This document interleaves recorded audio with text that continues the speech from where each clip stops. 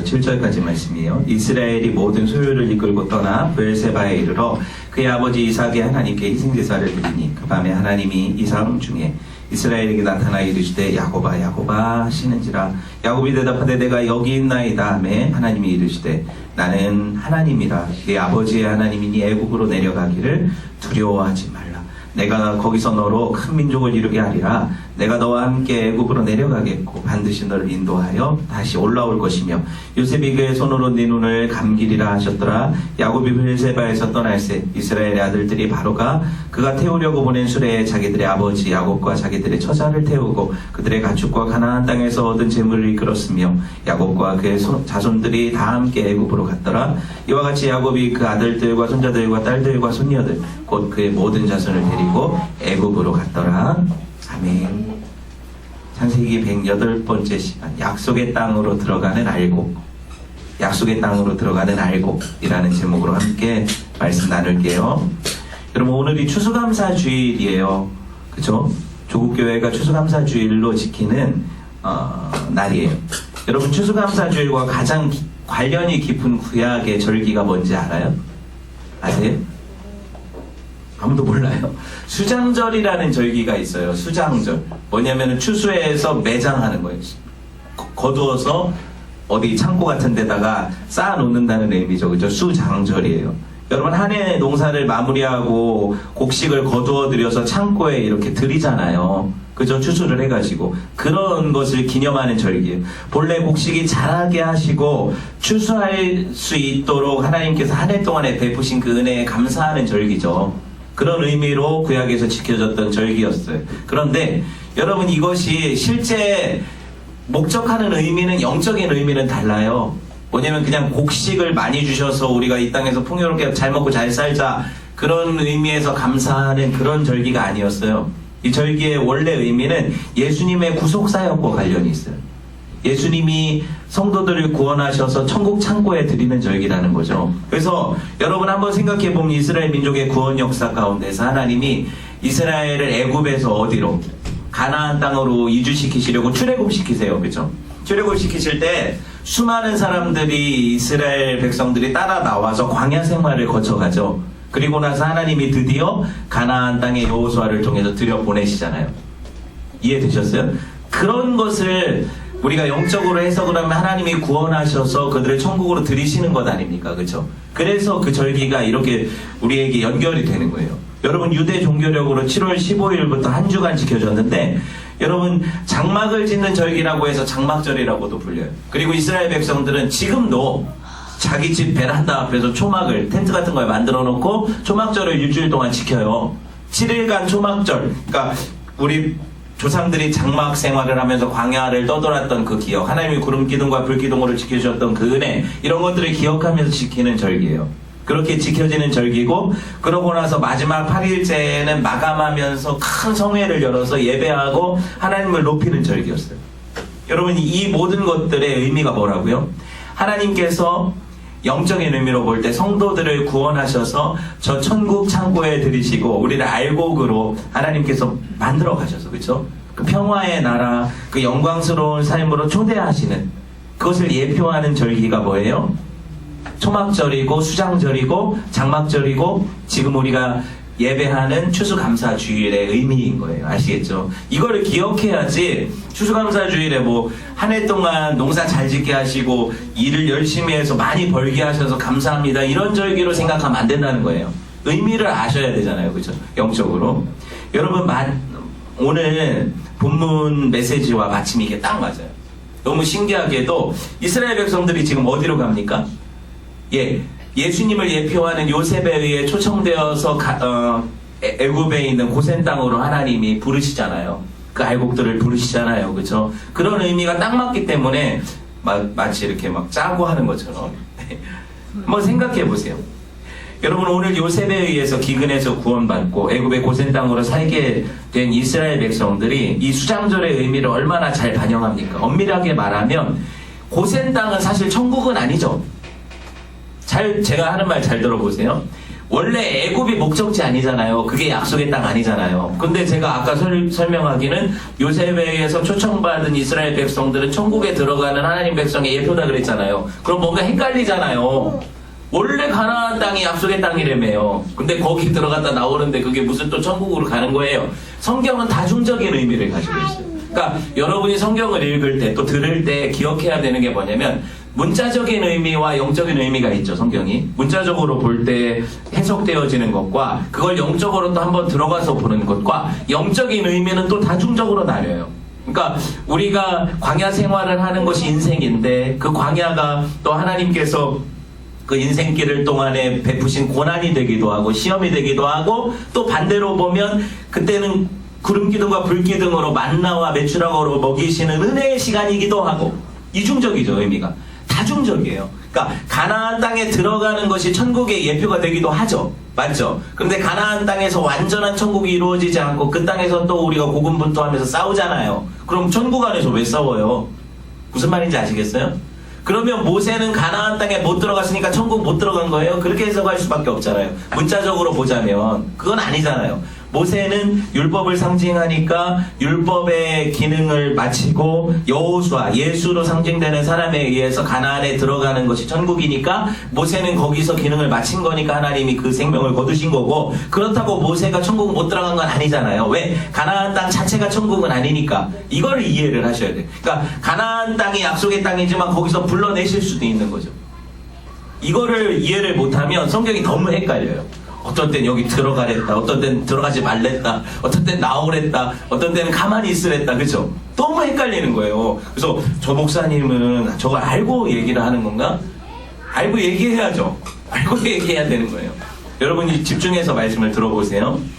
여러분, 오히려 우리가 알기로 고센 땅은 이스라엘 백성들을 아주 미약한 70명밖에 안 되는 야곱 족속을 거기 옮기셔서 모판처럼 키우셔서 나중에 알곡되게 하셔서 끌어내시려는 계획이 있는 곳이잖아요. 우리가 알기로 그렇잖아요. 거기서 엄청나게 번성시켜서 약속의 땅으로 다시 부르시니까. 그렇죠? 그럼에도 불구하고 지금 이스라엘 백성들이 요셉의 초청에 의해서 고센으로 가는 것은 하나님의 구원의 예표라는 거예요. 제 말은. 이해되셨죠? 다중적이기 때문에 그래요. 여러분, 지난 시간에 우리가 주에게로의 초대라는 제목으로 요셉에 의해 초청된 이스라엘 백성들의 현황을 봤잖아요. 그들이 이주를 하기로 결정을 하고 이주를 하는 장면이 오늘 나타나요. 근데 사람들이 쭉 나오죠. 이름이 나오고 몇 명이 가나. 몇 명 가요 오늘 보니까? 성경에 보니까 7명이 아니라 70명의 식구들이 내려가잖아요. 70명. 그쵸? 맞죠? 제 성경에 써있는데 여러분, 이 70명이라는 식구들도 작은 수는 아니에요. 한 가족이. 이들을 데려다가 하나님이 나중에 어떻게 해요? 엄청나게 번성시키시니까 우리가 볼 때 70명은 미약하잖아요. 민족은 아니잖아요. 그냥 가족이지. 대가족이지. 민족은 아니잖아요. 그런데 이 70명이 애굽에 이주하는 것을 알곡이 천국에 들어가는 거로 비유를 하면 약간 헷갈릴 수밖에 없다는 얘기예요. 이게 다가 아니니까. 그럼 모판으로 들어가는 거니까. 그거를 우리가 머릿속으로 생각하면서 성경이 얼마나 다중적인가. 그래서 이 의미를 내가 다 알았다고 생각하지만 또 한꺼풀 벗겨보면 또 다른 의미를 가지고 하나님이 우리한테 이중적으로 보여주시니까 이걸 보자는 거예요. 그러니까 제가 보는 눈을 보여주는 거예요, 여러분한테. 그러면 여러분이 성경을 읽을 때 단순하게 그냥 딱 이래라 저래라, 큐티가 그거거든요. 잘못하면 오늘 본문을 딱 보고 이렇게 했다 그러니까 나도 이렇게 하려고 해요. 근데 그 영적인 의미를 제대로 파악을 못하면 안 돼요. 전체적인 문맥 안에서 성경이 의미하는 말을 모르면 그거 그대로 실천하려고 하면 큰일 나요. 왜? 하나님의 뜻은 그게 아닐 수 있으니까. 분명히 봤는데요, 잘못 본 거예요. 아시겠죠? 그렇게 볼 수 있다는 거예요. 여러분, 야곱은 이스라엘 최남단 경계 지금 어디에 머물러요? 가다가 브엘세바에 멈췄어요. 사실은 브엘세바가 좀 넓은 지역이기 때문에 이스라엘 백성들, 아브라함 또 이삭이 살던 지역도 브엘세바라고도 부르고, 그죠? 그리고 또 오늘 보면은 이스라엘의 최남단이 단에서부터 브엘세바니까 최남단이 브엘세바예요. 브엘세바에서 더 내려가면 애굽으로 가는 거예요. 아시겠죠? 그러니까 애굽으로 이주하라고 하니까 경계선인 브엘세바에서 지금 딱 멈춰서 뭘 하냐면 야곱이 오늘 뭐 해요? 하나님 앞에 예배하잖아요. 제사드리잖아요. 같이 읽었는데, 네. 여러분, 브엘세바가 어느 곳이에요? 그 이름이 뭐예요? 맹세의 우물이죠. 약속의 우물이죠. 기억나요? 브엘세바가 최초에 등장한 곳이 어디예요? 아브라함 할아버지죠. 야곱의 할아버지인 아브라함이 아비멜렉과 조약을 쌓고 서로 이렇게 맹세를 한 곳이 브엘세바예요. 우물이잖아요. 나중에 이삭이 그곳에서 또 거기 맹세를 하고 제단 쌓고 그러잖아요. 기억나요? 자, 창세기 21장 봅시다. 33절 봅시다. 시작.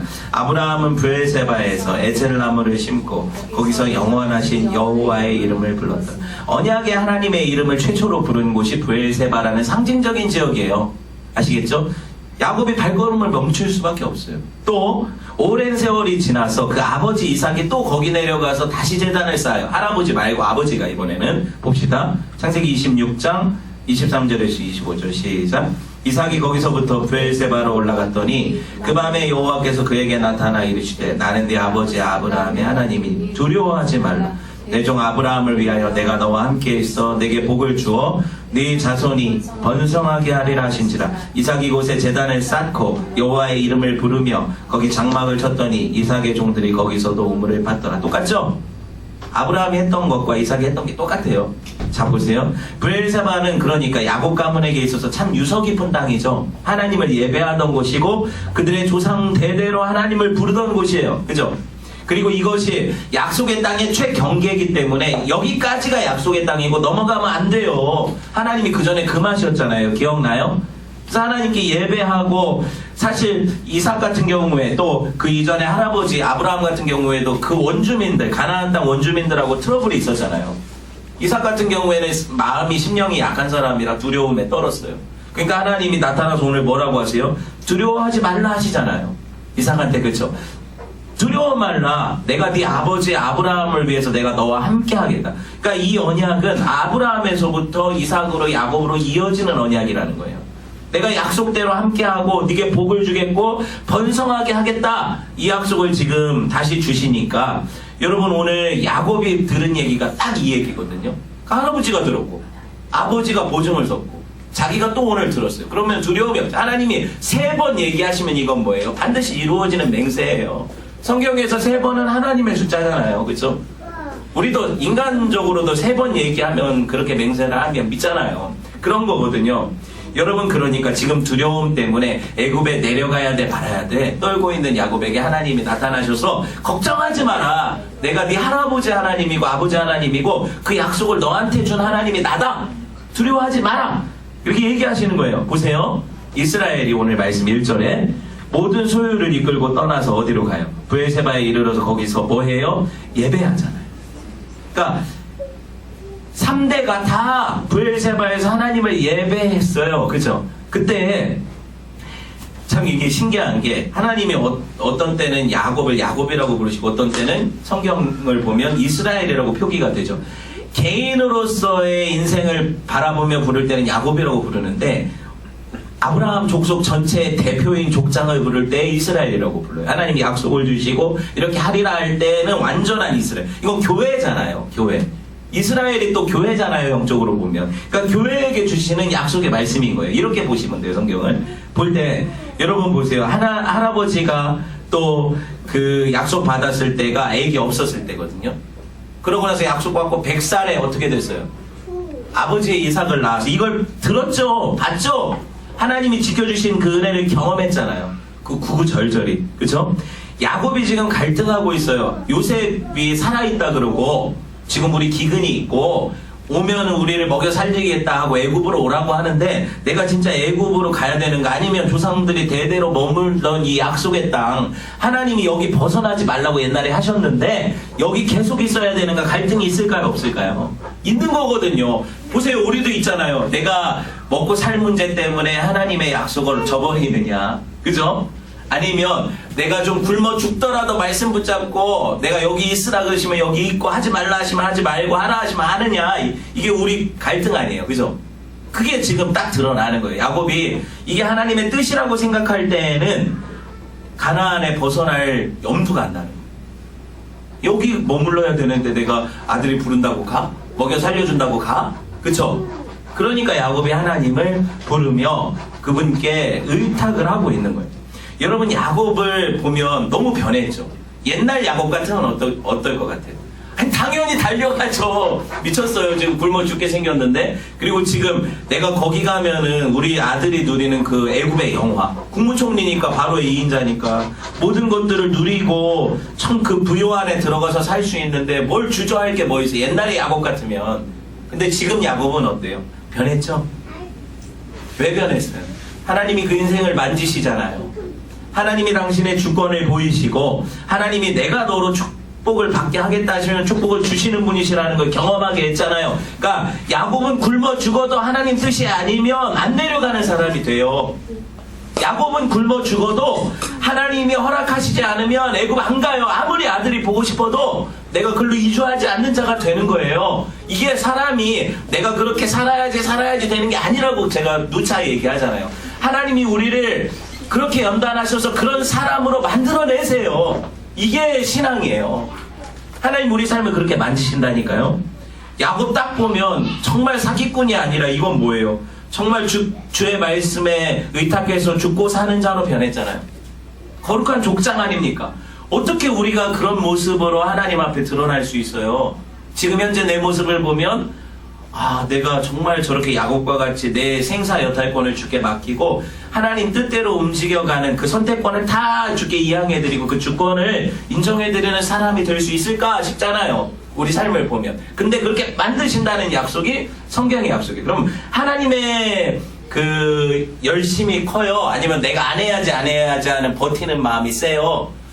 답 나와 있는 거예요. 하나님이 이기세요. 그래서 여러분 성도는 소망이 있는 거예요. 하나님이 이기시니까. 여러분 야곱이 어떻게 변했는지 보세요. 야곱 같은 인간도 이렇게 변화시키시는데, 그죠? 지 맘대로 살라고 했던 야곱, 자기 이익밖에 모르던 사람, 이 사람을 하나님 뜻을 물어가면서 그 좋은 조건에도 안 내려가고 하나님 뜻이라면 내가 여기 머물겠습니다, 이렇게 바꿔버리시는데 우리는 오죽하겠어요? 하실 수 있죠, 하나님이. 그죠? 보세요. 야곱이 왜 주저하는 것 같아요? 하나님 뜻을 알고 싶은 거예요. 여러분, 우린 주저하긴 해요. 우리 삶에서 내가 선택과 결정을 할 때 이게 하나님 뜻인가 생각해요? 아니면 내가 손해가 될까 아닐까를 생각해요? 대부분이 내 손해를 생각하죠. 야, 이거 결정할 때 야, 이렇게 하면 나한테 이런 이익이 있어, 이것만 바라보지 하나님이 정말 원하실까? 내 삶에서 이게 내게 손해가 되더라도 하나님이 정말 원하시는 거라면 내가 감내해야겠다, 이런 기도라도 한번 해봐요. 그러니까 야곱을 무시하면 안 돼요, 우리가. 그죠? 여기 보면 아버지 이삭이 오래전에 기근을 만나서 동일한 일이 있었어요. 이스라엘 땅에 수십 년 전에, 아직 야곱이 태어나기 전에 이런 일이 있었어요. 그때 보세요. 이삭에게 하신 말씀, 창세기 26장 1, 2절 봅시다. 시작. 아브라함 때 첫 흉년이 들었더니 그 땅에 또 흉년이 들매 이삭이 그랄로 가서 블레셋 왕 아비멜렉에게 이르렀더니 여호와께서 이삭에게 나타나 이르시되 애굽으로 내려가지 말고 내가 네게 지시하는 땅에 거주하라. 할아버지 때도 흉년이 있었어. 인생은 다 흉년이 있어요. 아버지 때 또 있대. 아들 때 또 오는 거야. 그러니까 여러분, 신앙생활은 이 광야와 흉년이 있어요. 근데 이때 우리가 어떤 선택을 할 거냐는 거예요. 할아버지는 어떻게 했어요? 애굽에 내려갔어요, 안 내려갔어요? 내려갔어요. 기억나요? 그래서 딸이래. 자기 마누라를 바로한테 뺏길 뻔 했잖아요. 그쵸? 근데 이삭이 물어보니까 하나님이 못 내려가게 하셨잖아요. 그때 막으셨어. 그죠? 이삭은 그 그랄 땅에 그대로 머물렀어. 근데 오늘은 야곱의 입장에서는 가고 싶은데 하나님의 뜻이 어디에 있을까 되게 궁금하고, 하나님이 막으면 아버지처럼 머물 의향이 있는 거예요, 야곱이 지금. 그러니까 이 사람은 하나님의 뜻이 중요한 거예요, 지금. 아시겠죠? 그때 하나님이 대답하세요, 안 하세요? 대답하시죠.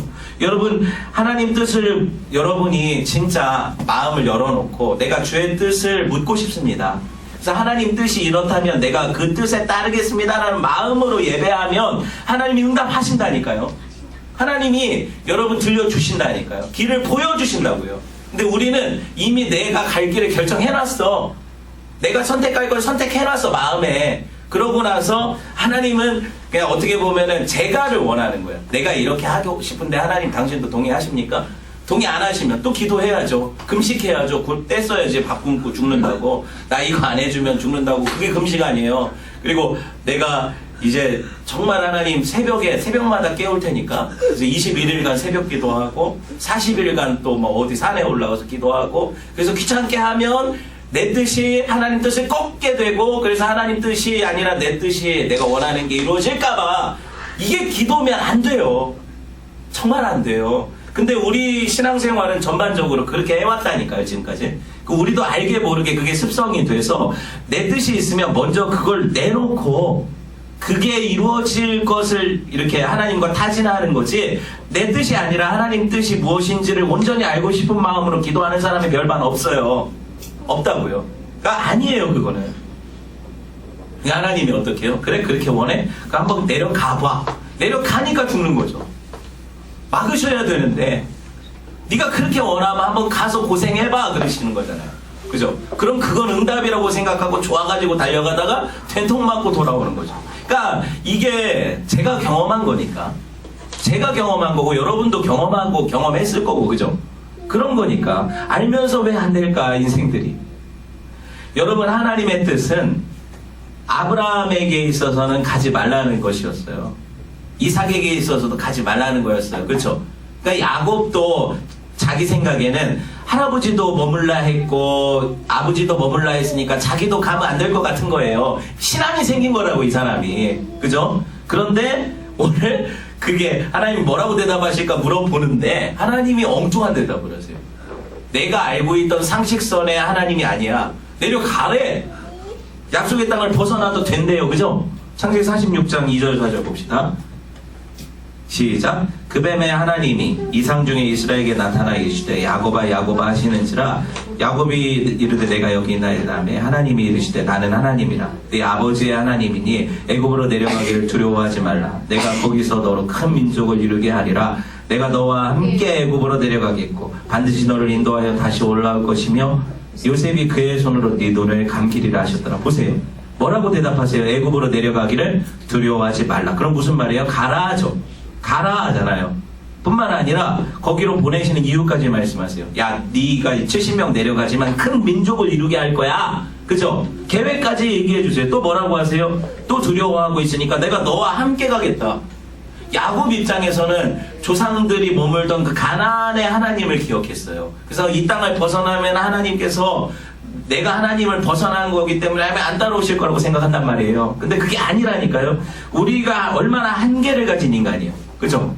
근데 하나님의 약속은 내가 너와 함께 하겠다. 이게 임마누엘 아닙니까? 그죠? 내가 너와 함께 하겠다. 네가 어디로 가든지 무엇을 하든지 여러분 이게 우리 삶에 이루어진 거예요. 지금 현재 하나님의 약속이 여러분 보세요. 아버지, 할아버지 다 내려가지 말래. 오늘은 하나님이 야곱에게는 내려가래. 여러분 근데 하나님의 뜻을 물어 하나님의 뜻이 딱 답이 왔을 때 내가 내 지레짐작으로 야 이거 내가 생각할 때 내 뜻과 하나님의 뜻이 아니면 내 생각과 하나님의 생각이 다르다 할 때 분명히 하나님의 뜻이 옳다라는 인식을 가지고 있어야 돼요. 그래야 이걸 알아들을 수가 있어요. 알아들을 수가 있고 헷갈리지 않고 내려갈 수 있는 용기가 생기는 거거든요. 그게 정말 중요하죠. 신앙에 있어서. 여러분 사실은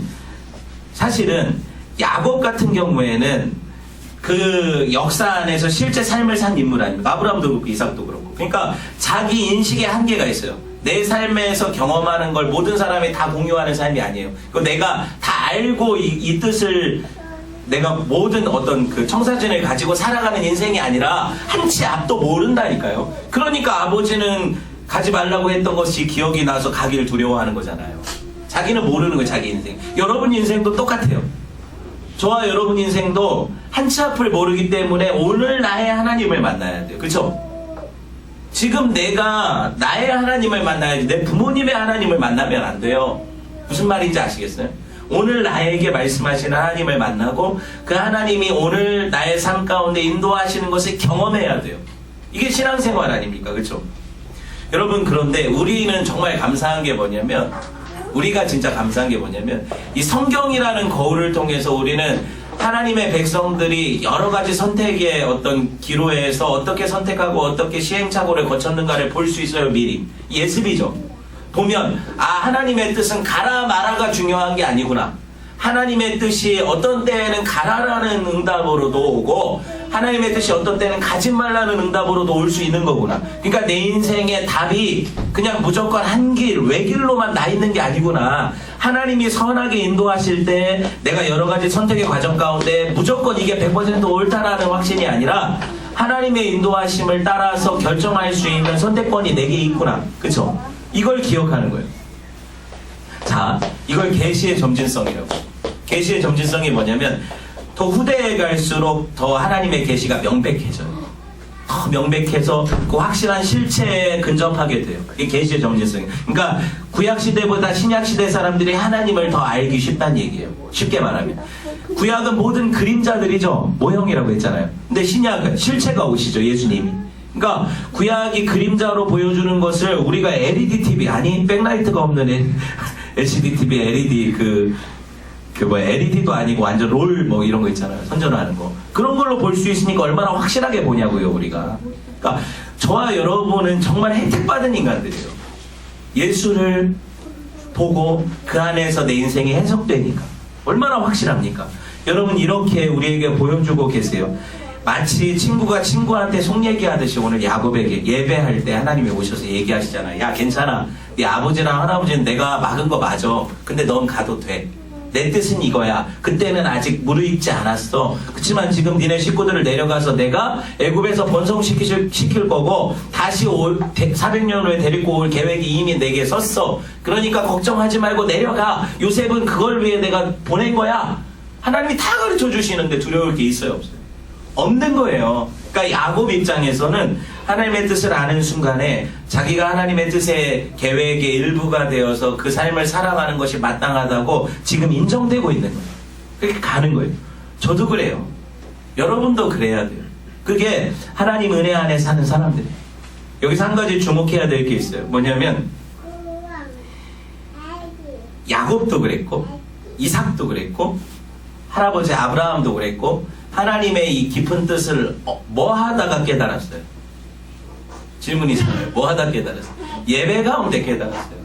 하나님과의 깊은 교제가 있는 예배 가운데 성도는 하나님의 뜻을 깨닫게 돼요. 그러니까 우리가 매주일 모여서 뭐 하냐, 이거 한 달에 한 번씩 모이면 어떠냐. 사실 예배는 자주 있어도 좋은 거예요. 자주 할수록 하나님의 뜻을 더 깊이 알아갈 수 있는 기회가 더 많아지는 거니까. 맞죠? 더 많아지는 거니까. 하나님을 알 수 있는 기회가 더 많아지는 거니까. 불필요한 번잡한 행위가 아니에요, 예배가. 그러니까 여러분이 이것을 깨달아 알아야 돼요.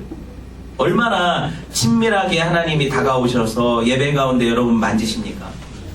말씀하시잖아요. 저는 여러분 사정을 일일이 알지도 못하는데 하나님이 저를 통해서 말씀을 주실 때 여러분이 어떻게 해요? 목사님이 나에 대해서 들었나? 이렇게 느낄 때가 있어요, 없어요? 있잖아요. 그렇죠? 이게 하나님이 하시는 일이라는 거예요. 제가 뭘 알아요? 그냥 저는 말씀을 선포하는데 하나님이 각자의 삶에 적용하시거든요. 그게 하나님의 능력이죠, 그게. 그래서 예배가 중요한 거예요. 거기서 그치지 않고 그럼에도 불구하고 주저하고 있던 야곱에게 하나님이 뭐라고 약속하세요? 야, 네가 꿈에도 그리던 그 요셉이 네 눈 감겨줄 거야. 이 늙은 야곱에게 소망이 뭐예요? 마지막으로 아들 한 번 죽고 죽겠다는 거잖아요. 보고 죽겠다는 거잖아요. 심청이 아버지가 어디 내 딸 좀 보자 하고 눈을 팍 뜨는 것처럼 그게 소망 아니에요, 그죠? 그 소원을 하나님이 이루시겠다는 거예요. 뿐만 아니라 야 걱정하지 마. 약속의 땅 이거 그냥 있었던 게 아니야. 거기서 너네를 길러서 다시 데리고 오려고 약속의 땅은 여전히 남겨둘 거야. 하나님이 이런 약속까지 주시니 더 이상 주저할 게 있어요? 없어요? 없는 거예요. 여러분 요즘 어떤 선교단체들이나 아니면 세대주의적인 어떤 교회들 그래서 얘기하는 백투 예루살렘이라는 운동이 있어요. 인도급에서 많이 얘기했죠. 그거 여러분 아니에요. 성경을 잘못 아는 거예요. 예루살렘이 다시 회복되고 지금 현재 있는 팔레스타인 지역의 그 예루살렘이 회복되는 이런 약속 아니에요. 예루살렘이 누군데요? 저와 여러분이 예루살렘이고 우리가 이스라엘, 우리의 회복이에요. 근데 잘못 알아서 거기 가가지고 거기서 성전 짓고 예배하면 그게 회복이라고 생각하는데 여러분 잘못된 거예요. 그게 아니에요. 한번 오늘 요셉 얘기를 보면 다 알 수가 있거든요. 요셉의 초청에 의해서 애굽 땅에 갔죠? 그쵸? 그럼 고센 땅이 천국이에요? 아니에요? 여러분 보세요. 요셉에 의해서 초청해서 들어갔죠. 고센이 천국이에요, 아니에요? 그들의 입장에서는 고센이 천국 같아 보일지 몰라도 실제로 또 천국은 아니에요. 약속의 땅이 아니잖아요. 그죠? 그럼에도 불구하고 영적으로는 천국을 어느 정도 모형하는 게 맞고요. 그렇게 보는 거고, 만약에 가나안 땅이 온전한 실체였다면 하나님이 오늘 야곱이 아무리 가고 싶어서 물어봐도 하나님 뭐라고 대답하셨을 것 같아요? 가지 말라고 하셨죠. 그게 진짜 천국이 온전한 실체였다면 거기 벗어나면 죽는 거잖아요. 지옥 가는 거잖아요. 가지 말라고 하시길 거 아니에요. 근데 야곱한테 오늘 가도 된다 하시죠? 그럼 뭐예요? 가나안 땅도 약속의 땅이지만 그 실체는 아니라는 거죠. 모형이라는 거예요. 어떤 완전한 어떤 약속의 땅을 모형하고 있는. 그럼 그게 어디냐고요? 이게 천국이잖아요. 성도들이 들어가서 더 이상 다시 나오지 않고 입국했다가 다시 출국하지 않을 그 약속의 땅은 천국이잖아요. 이거 예표하는 거거든요. 나중에 출애굽한 이스라엘 2세대가 여호수아에 의해서 들어갔어요. 가나안 땅에 다시 들어가잖아요. 지금 야곱 족속이 같지만 그들이 가나안 땅에서 천년만년 살아요? 못 살아요? 못 살잖아요. 약속의 땅이라면 거기가 온전히 정복돼야 되죠. 죄가 있는 땅이 무슨 약속의 땅이고 천국이에요. 그죠? 가나안 족속들이 다 진멸되고 하나님만 섬기는 백성만 가득해야죠. 근데 이스라엘 백성들이 그랬던 적이 한 번이라도 있어요? 한 번도 없어요. 이스라엘 역사 가운데. 다윗 왕 때도, 그리고 그 아들 솔로몬 왕 때도 그런 날은 없어요. 그럼 여러분, 약속의 땅 가나안이 예표하는 진짜 실체가 따로 있다는 거죠. 하나님의 약속은 분명히 그 죄의 세력을 멸하고 하나님이 통치한 하나님의 나라가 이 땅에 임할 거라고 했는데, 가나안이 그곳이 아니라면 진짜 임할 그 나라가 있다는 거잖아요. 예수님이 오셔서 그 말씀을 하신 거예요. 천국이 너희 가운데 있다. 하나님 나라거든요, 이게. 하나님의 나라, 그 약속의 땅이 너희 가운데 왔다. 그리고 회개하라, 천국이 가까웠다 그러죠. 저기 세례요한 같은 경우에도 그러고 예수님도 그러고. 그리고 실제로 천국이 너희 가운데 있다 그러면 뭐예요? 천국이 왔다는 거잖아요. 천국이 왔다 그럴 때 이스라엘 백성들이 그 말을 들을 때 충격을 받을 거 아니에요. 우리가 살고 있는 나라가 이게 약속의 땅이고 천국이고 가나안 땅인데 무슨 천국이 또 왔냐? 예수님 입장에서 얘기를 하면 이스라엘 백성들이 들을 때 그럴 거 아니에요. 그래서 죽인 거예요, 예수님을. 예수님이 뭐라고 해요? 내가 바로 천국이라고 하시는 거예요. 예수님이 임재하시는 땅이 천국인 거예요. 하나님의 통치받는 백성, 온전한 하나님의 통치를 받는 백성이 천국인 거예요. 그죠? 그러니까 예수님이 자기를 헐라하실 때 성전 대신 자기 육체를 이렇게 말씀하신 거라고 말씀하시죠, 성경이. 그러면 그 성전은 뭐예요? 하나님과 사람이 만나서 죄가 용서되고 하나님의 다스림과 통치가 일어나는 하나님의 땅, 이게 약속의 땅인 거예요. 그러니까 성전의 예표는 항상 하나님의 땅이고 천국이고 하나님의 백성들의 현실인 거예요. 그러니까 저와 여러분에게 지금 천국이 임했어요? 안 임했어요? 임했어요. 이걸 아셔야 돼요. 여러분 삶에, 여러분 심령 가운데 예수님이 들어오셨죠? 그럼 천국이 임한 거예요, 이게. 약속의 땅이 된 거라고요. 그 땅이 우리가 사는 부동산 뭐 시가 얼마 이런 게 아니라 통치라고 했잖아요. 하나님이 다스리시는 모든 영역, 이게 하나님의 땅이고 약속의 땅이에요. 그러니까 가나안은 그런 의미에서 실패했죠. 왜? 하나님 통치를 온전히 받지 않았으니까. 근데 우리는 하나님이 예수를 통해서 우리 안에서 하나님이 이 일을 시작하셔서 오늘 야곱과 같이 하나님의 온전한 통치를 받는 백성으로 변화시켜갈 약속들을 주시죠. 보여주시잖아요, 지금. 야곱처럼 될 거야, 우리는. 그죠? 믿음 갖게 하시고 하나님이 결국에는 이렇게 만들어내실 거라는 이 약속을 주셨으니 우리가 하나님의 약속의 땅이라는 거예요. 우리가 사실 신천지가 아니라 우리가 신천지예요. 신천지가 무슨 뜻인데요? 새로운 하늘, 새로운 땅이잖아요. 우리가 새로운 하늘과 새 하늘과 새 땅이라고요. 새 하늘과 새 땅. 이게 하나님이 다스리시는 나라예요. 그럼 목사님, 우리가 죽고 나서 가는 천국은 없는 거예요? 있죠? 여러분, 이 땅에서 천국을 못 사는 사람은 죽어도 천국 못 가요. 분명히 아셔야 돼요. 이 땅에서 예수 그리스도와의 교제와 누림, 하나님이 다스리시는 그 온전한 통치가 이루어지지 않는 사람은 저 천국 못 가요. 들어가면 엄청 불편하거든요. 못 들어가요. 그러니까 천국은 이미 우리 가운데 왔어요. 성경이 그 얘기 하잖아요. 너희 가운데 있느니라. 왔고 그리고 오고 있어요. 이거는 미래적인 관점의 구원인데 우리가 죽고 나서 영생을 누리잖아요. 지금도 시작된 영생인데 육체는 어차피 죽을 거니까 나중에 새로운 육체와 결합돼서 부활의 몸을 입고 영원한 천국에서의 삶을 누리게 될 텐데 그 구원도 있어요. 있는데 현재 이 구원과 그 구원은 따로 떨어진 구원이 아니라 같이 가는 구원이에요. 아시겠어요? 이게 이어지지 않고 단절되어 있는 사람은 구원이 없는 거예요. 자, 오늘 어렵다고 생각하면 어렵지만 쉬운 설교예요. 사실 여러분이 계속 들어왔으니까. 그러니까 제가 지금 무슨 단어들을 교우적으로 사용해요. 하나님 나라, 약속의 땅, 하늘나라, 새하늘과 새 땅, 천국, 우리 마음밭, 성전 다 똑같은 말이에요. 뭐 천국 똑같은 거예요. 하나님이 들어오셔서 통치하시는 나라, 이거 하나 얘기하는 거거든요. 자, 그러면 이 소망이 있어요. 여러분, 가시적으로 우리 성도들의 모임인 교회는 작은 천국이에요. 하나님이 우리를 통치하시니까, 그죠? 이렇게 볼 수 있고, 그럼 여러분 삶에서 천국을 경험하게 되는 삶이 날마다 일어나야 돼요.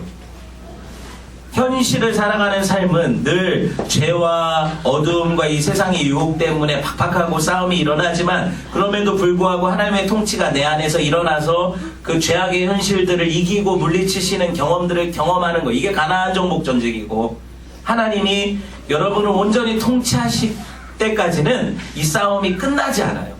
그러니까 죽어야 끝난다고 하죠. 죽어야 끝나는 거예요.